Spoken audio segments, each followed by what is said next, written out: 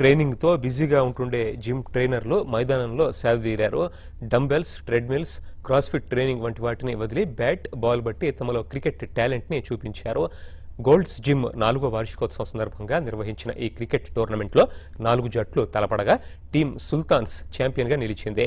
ఫైనల్లో టీం సుల్తాన్ 10 పరుగుల తేడాతో టీం బాహుబలిపై విజయం సాధించింది.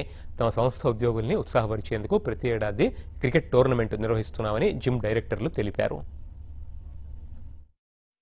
We've completed 4 years of our Gold's Gym Himayatnagar and completing a successful event this year again. That's our cricket tournament, and I think my staff and my complete team has really supported me in achieving this, and this is my way of just appreciating and just giving them a big round of applause for supporting me in everything that they've done for me. So thank you so much, guys.